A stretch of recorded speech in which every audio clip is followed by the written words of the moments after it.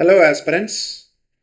So இன்றைக்கி explained சீரீஸில் நம்ம பார்க்க போகிற டாபிக் வந்து recently cabinet cleared woman reservation bill 2023. So பெண்களுக்கான இடஒதுக்கீடுக்கான ஒரு சட்ட மசோதாவை 2023 பார்லிமெண்ட்டோட ஸ்பெஷல் செஷனில் வந்து நம்ம வந்து பாஸ் பண்ணியிருந்தோம். ஸோ அதோட இதை வந்து பார்த்திங்கன்னா இப்போ நமக்கு சென்சஸ் இருக்க போகிறோம். அதே மாதிரி ஒரு 50 வருஷம் கழித்து டீலிமிட்டேஷன் சொல்லக்கூடிய தொகுதிகளை நம்ம மறுசீரமைப்பு பண்ண போகிறோம். ஸோ இந்த காரணத்துக்காக நம்ம என்ன பண்ணுறோன்னா, இப்போ புதுசாக வந்து பார்த்திங்கன்னா அந்த ஆக்டை அமெண்ட்மெண்ட் பண்ணி நம்ம வந்து பார்லிமெண்ட்டில் பாஸ் பண்ணுறதா வந்து பிளான் பண்ணிகிட்டு இருந்தோம். ஸோ இந்த லாஸ்ட் ஒரு வாரமாக வந்து பார்த்திங்கன்னா சென்ட்ரல் கவர்மெண்ட்லேருந்து மினிஸ்ட்ரி ஆஃப் ஹோம் அஃபேர்ஸ் இந்த மாதிரி சில முக்கியமான சில மினிஸ்ட்ரியிலேருந்து அப்போசிஷன் பார்ட்டிஸோட வந்து சில டிஸ்கஷன் வச்சுருந்தாங்க. ஸோ அதில் வந்து சில உடன்பாடுகள் வந்து இது எட்டப்பட்டது. ஸோ அதுக்கப்புறம் வந்து பார்த்திங்கன்னா இப்போ கேபினெட் வந்து பார்த்திங்கன்னா ரீசெண்டாக வந்து அந்த பில்லுக்கு வந்து அப்ரூவல் வந்து கொடுத்துருக்காங்க. ஸோ நம்ம அதை பற்றி தான் அந்த பில்லை பற்றி தான் நம்ம வந்து இன்றைக்கி வந்து நம்ம பார்க்க போகிறோம். So women's quota in Lok Sabha and assemblies அந்த பில்லை வந்து கேபினெட் வந்து அப்ரூவல் கொடுத்துருக்காங்க. ஸோ இந்தியாவை பொறுத்த வரைக்கும் வந்து பார்த்திங்க அப்படின்னா நமக்கு வந்து அட்லீஸ்ட் 33% ஆகுது லோக்சபாலையும் ஸ்டேட் அசம்பிளிலையும் வந்து பார்த்திங்கன்னா பெண்களுக்கு இடஒதுக்கீடு கட்டாயமாக கொடுக்கணும் அப்படிங்கிறது தான் இந்த பில்லோட சிறப்பம்சம். ஸோ இந்த பில் வந்து 2010, 2005, 6 இந்த மாதிரி டைமில் வந்து நிறைய டைம் இந்த பில் வந்து பாஸ் பண்ண நம்ம ட்ரை பண்ணோம். ஆனால் அந்த நேரத்தில் வந்து பார்த்திங்கன்னா நமக்கு பார்லிமெண்ட்டில் வந்து தட் இஸ் அனானிமஸாக வந்து ஒரு சப்போர்ட் இல்லாதனாலையும் எதிர்கட்சிகள் சில நேரத்தில் வந்து சப்போர்ட் பண்ணாதனாலையும் நம்மளுக்கு வந்து அது கொண்டு வர முடியல. இப்போ இது ஏன் இந்த இந்தியாவுக்கு இது அவசியப்படுது அப்படின்னா, ஸோ 2011 சென்சஸ் எடுத்து பார்த்தீங்கன்னா 50% ஆஃப் இந்தியாவோட பாப்புலேஷன் வந்து பெண்களாக தான் இருக்கிறாங்க. So woman entrepreneurs, science and technology, politics எந்த ஃபீல்டில் எடுத்தாலும் அவங்களோட இன்வால்மெண்ட், அவங்களோட அந்த டெவலப்மெண்ட் எல்லாமே நம்மளுக்கு வந்து தெரியுது. அண்ட் ஆல்சோ இந்தியாவோட சொசைட்டி வந்து சஸ்டைனபிள் டெவலப்மெண்ட் கோலில் ஜெண்டர் ஈக்குவாலிட்டி நோக்கி நம்ம போயிட்டுருக்கோம். இப்போ நீங்கள் வெஸ்டர்ன் கண்ட்ரீஸ், மேற்கத்திய நாடுகள் நீங்கள் எடுத்து பார்த்தீங்கன்னா பெண்களுக்கு வந்து அதிகமான பொலிட்டிக்கல் ரெப்ரசன்டேஷன் இருக்குது. ஸோ ஸ்காண்டினேவியன் நாடு மாதிரி நார்வே, ஃபின்லாண்ட்லாம் வந்து பார்த்தீங்கன்னா 50% மேலே நீங்கள் வந்து நிறைய பெண்களோட அந்த சட்ட வல்லுநர்கள், தட் இஸ் லா மேக்கர்ஸ், எம்பிஸ்ன்னு சொல்லக்கூடியவங்க வந்து பார்க்கலாம். சில நாட்டில் வந்து பெண்களே வந்து ஜனாதிபதியாகவும் பிரதமராகவும் இருக்கிறது நீங்கள் வந்து பார்க்கலாம். ஸோ அந்த அந்த மாதிரி நிறைய வந்து நீங்கள் வந்து பார்க்க முடியும். அப்படி இந்தியாவுக்கு இது வந்து பார்த்தீங்கன்னா இது நம்ம விக்சித் பாரத்தை நோக்கி நம்ம போயிட்டு இருக்கிறனால இந்த பெண்கள் சட்ட மசோதா நிறைவேற்றணும் அப்படிங்கிறது ரொம்ப கட்டாயமாக இருக்குது. ஸோ அதனால தான் அந்த இதை வந்து இப்போ கிளியர் பண்ணியிருக்கிறாங்க. ஸோ இங்கே பாருங்கள், கான்ஸ்டியூஷனல் அமெண்ட்மெண்ட்ஸ். ஸோ அதே மாதிரி வந்து இந்த உமன் ரிசர்வேஷன் பில்லுக்கும் டீலிமிட்டேஷன் பில்லையும் நம்ம கொண்டு வந்து 33% லோக்சபாலையும் நம்ம ஸ்டேட் அசம்பிளிஸ்லையும் 2011 சென்சஸ் வச்சு பண்ணலாம்னு சொல்லிட்டு ஒரு முடிவுக்கு வந்திருக்கிறாங்க. ஸோ 2021 சென்சஸ் இப்போ தான் நம்ம ஸ்டார்ட் பண்ணியிருக்கிறோம். அது 2 ஃபேஸாக கண்டக்ட் பண்ண போகிறாங்க. அதுக்கப்புறம் அது வந்த பிறகு நம்ம வந்து டீலிமிட்டேஷன் பண்ணணும். இந்த மாதிரி நிறைய சிக்கல்கள் இருக்குது. அதனால் 2029 லோக்சபா தேர்தலையே இந்த பெண்களுக்கான ரிசர்வேஷன் நம்ம இம்ப்ளிமெண்ட் பண்ணணுங்கிறதுக்காக 2011 சென்சஸ் டேட்டாவை யூஸ் பண்ணலாம் அப்படிங்கிறது தான் இந்த கேபினெட் வந்து இந்த பில்லுக்கு வந்து அப்ரூவல் வந்து கொடுத்துருக்குறாங்க. இந்த பட்ஜெட் செஷன் இப்போ நாடாளுமன்றத்தில் போயிட்டு இருந்தது. ஃபர்ஸ்ட் பார்ட்டாகவும் செகண்ட் பார்ட்டாகவும் இந்த பில்லை பாஸ் பண்ணுறதுக்காக மட்டும் ஒரு ஸ்பெஷல் செஷன் வைக்கிற மாதிரி வந்து ஒரு பிளான் இருக்குது. ஸோ ஏப்ரல் ஒரு 16ஆம் தேதி 17ஆம் தேதி வந்து பிளான் பண்ணியிருக்கிறோம். அதில் பாருங்கள், இந்த டீலிமிட்டேஷன் பில்லையும் கேபினெட் கிளியர் பண்ணியிருக்குது. இப்போ நமக்கு இருக்கிற லோக்சபாவோட மொத்த தொகுதி வந்து பார்த்தீங்கன்னா 543 நம்ம வச்சுருக்கிறோம். இதை வந்து 1976 நம்ம வந்து ஃப்ரீஸ் பண்ணது. அதுக்கப்புறம் வந்து 2001 வரைக்கும் நம்ம ஃப்ரீஸ் பண்ணி வச்சுருந்தோம் ஒரு 25 வருஷத்துக்கு. அதுக்கப்புறம் 2001 ஒரு பில் அமெண்ட்மெண்ட் ஆக்டை கொண்டு வந்து அடுத்த ஒரு 25 வருஷமும் நம்ம 2026 வரைக்கும் நம்ம அந்த 543 சீட்டை ஃப்ரீஸ் பண்ணியிருந்தோம். நாடாளுமன்ற தொகுதிகளையும் மாநிலத்தோட சட்டசபை தொகுதிகளையும் நம்ம வந்து ஃப்ரீஸ் பண்ணணும். இந்த பாப்புலேஷன் மக்கள் தொகையானது நார்த் இந்தியா, சவுத் இந்தியா இதெல்லாம் வந்து ஸ்டெபிளைஸ் ஆன பிறகு நம்ம அதை பிரிச்சுக்கலாம் அப்படிங்கிறது ஃப்ரீஸ் பண்ணியிருந்தோம். ஆனால் அது ஒரு டைம் எக்ஸ்டென்ஷன் கொடுத்து 50 வருஷம் ஆனனால இப்போ நம்ம கண்டிப்பாக நம்ம வந்து என்னவா பண்ண வேண்டியதாக இருக்குன்னா லோக்சபா சீட்டை இன்க்ரீஸ் பண்ண வேண்டியதாக இருக்குது. இப்போ நம்ம வந்து என்ன பிளான்னா 816 சீட்டாக வந்து நம்ம லோக்சபாவோட உறுப்பினர்கள் வந்து இன்க்ரீஸ் ஆக போகிறாங்க. ஏன்னா இன்றைக்கி வந்து 2011 சென்சஸ் எடுத்து பார்த்தோம்னா நமக்கு வந்து மக்கள் தொகைக்கு இவ்வளோ லட்சம் மக்களுக்கு இவ்வளோ எம்பி, ஒரு எம்பி தேவைப்படுது அப்படின்னு பார்த்தோம்னா. இப்போ அது மட்டும் இல்லாமல் நமக்கு போன வருஷம் நார்த் விசஸ் சவுத்து, இல்லை நார்த் இந்தியாவில் அதிகமாக வந்து எம்பியோட இது கொடுப்பாங்க, சவுத்தில் வந்து கம்மி பண்ணிடுவாங்க, அதோட பிரச்சனையும் இதில் பேசியிருக்கிறாங்க. இல்லை ஈக்குவலாக தான் நீங்கள் வந்து ப்ரொபோர்ஷனில் இன்க்ரீஸ் ஆகுமே தவிர ஒரு ஸ்டேட்டுக்கு நம்ம வந்து எக்ஸ்ட்ரீமாக பண்ணிட்டு ஒரு ஸ்டேட்டுக்கு நம்ம ரொம்ப கம்மியான சீட்டு பண்ண மாட்டோம் அப்படிங்கிறதையும் என்ஷூர் பண்ணிக்கிறாங்க. அப்போ இந்த டீலிமிட்டேஷன் பில்ல நமக்கு 543லேருந்து ஒரு 816 சீட்டாக வந்து கொண்டு வர போகிறோம். ஸோ அது மட்டும் இல்லாமல் இந்த யூனியன் டெரிட்டரிஸ்க்கு தட் இஸ் யூனியன் பிரதேசங்களுக்கு தனியான ஒரு சட்ட மசோதாவும் கொண்டு வரதா மத்திய அரசு சொல்லியிருக்குது. ஸோ அப்போ 2029 நமக்கு வந்து ஜெனரல் எலெக்ஷன் இந்தியாவில் வந்து நடக்கிறப்ப ஸோ டோட்டலாக வந்து நம்மளுக்கு வந்து பார்த்தீங்கன்னா லோக்சபாவோட எண்ணிக்கை வந்து அதிகமாக இருக்கிறதுக்கான வாய்ப்புகள் இருக்குது.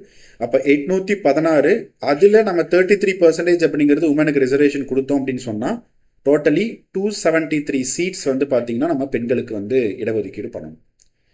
ஸோ அந்த 273 சீட்ஸில் வந்து பார்த்தீங்க அப்படின்னா நமக்கு வந்து இப்போ அதில் ஆர்டிக்கல் 81 ஆர்டிக்கல் 170 இதை ரெண்டையும் நம்ம வந்து அமெண்ட்மெண்ட் அப்படிங்கிறது பண்ணணும்.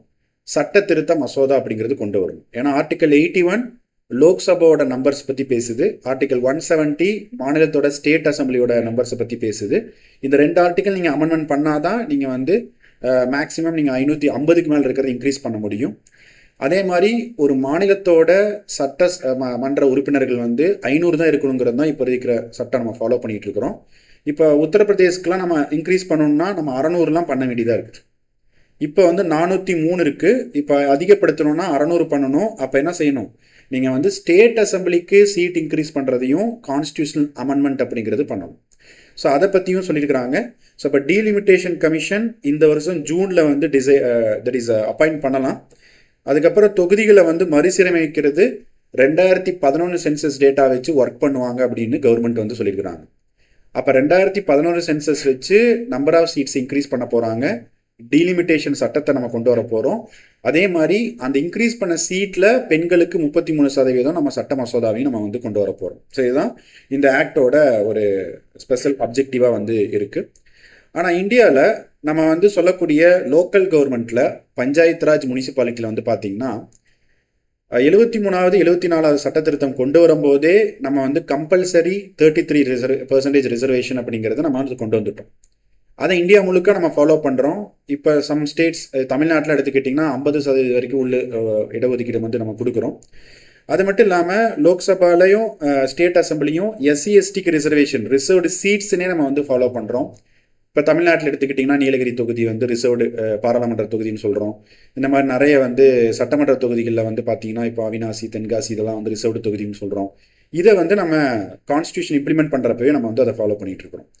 ஆனால் கான்ஸ்டியூஷன் அரசியலமைப்பு சட்டத்தில் என்ன கிடையாது அப்படின்னு பார்த்தீங்கன்னா இந்த 33% சட்ட தட் இஸ் இடஒதுக்கீடு அப்படிங்கிறது அதில் மென்ஷன் பண்ணலை. நம்ம வந்து கான்ஸ்டியூஷனல் அமெண்ட்மெண்ட் பண்ணி தான் நம்ம அதை கொண்டு வர வேண்டியதாக இருக்குது. இப்போ இது பில்லை கொண்டு வரும்போதே 2023 சில சிறப்பம்சங்களை பற்றி இந்த பில்லை பற்றி பேசியிருந்தாங்க. முதல் விஷயம், நாடாளுமன்றத்திலையும் லெஜிஸ்லேட்டிவ் அசம்பிளிலையும் 33% வந்து கொண்டு வரணும்.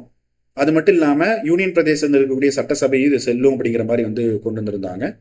அது மட்டும் இல்லாமல் எஸ்சி எஸ்டி சீட்ஸ்லையும் இப்போ நம்ம வந்து ரிசர்வ்டு தொகுதின்னு சொல்கிறாங்க இல்லையா, அந்த எஸ்சி எஸ்டிலையும் பெண்களுக்கு வந்து இடஒதுக்கீடு கொடுக்கலாம் அப்படிங்கிறதையும் நம்ம இந்த சட்ட மசோதா வந்து சொல்லியிருந்தது.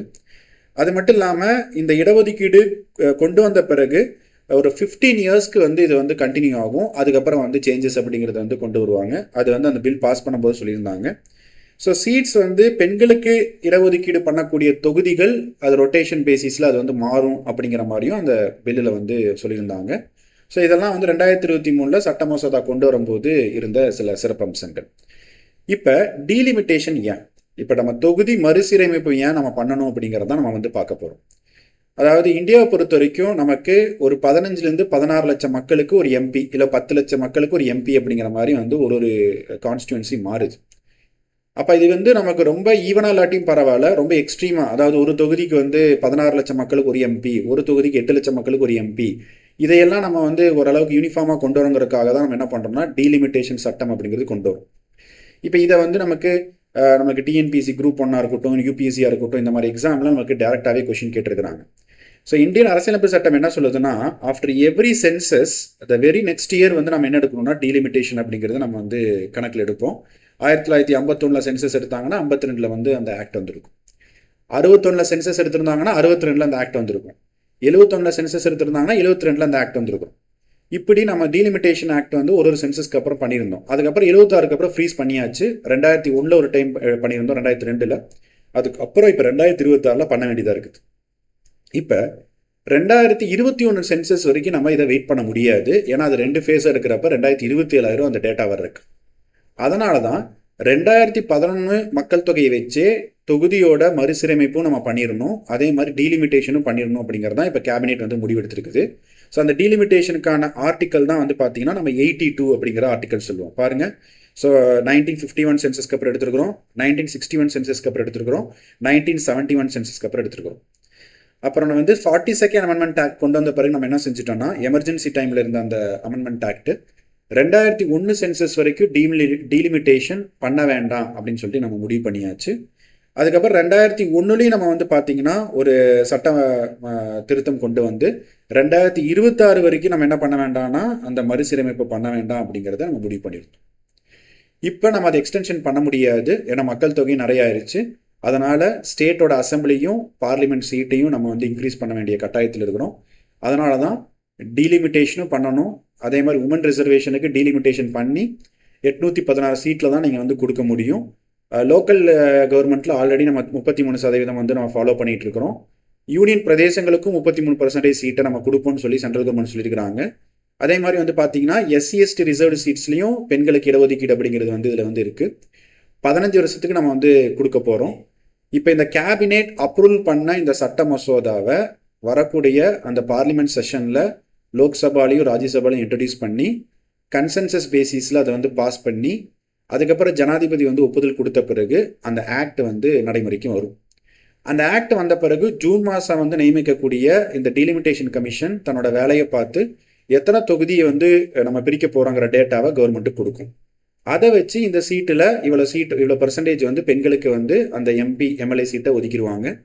அப்படி ஒதுக்கிட்டா அந்த தொகுதியில் பெண் வேட்பாளர் மட்டும்தான் நிற்க முடியும். இப்போ எப்படி வந்து ஒரு ரிசர்வ்டு தொகுதியில் வந்து அந்த SC/ST மட்டும்தான் நம்ம நிப்பாட்ட முடியுமோ, அதே மாதிரி பெண்களுக்கு மட்டும்தான் இது பண்ணுறோம்.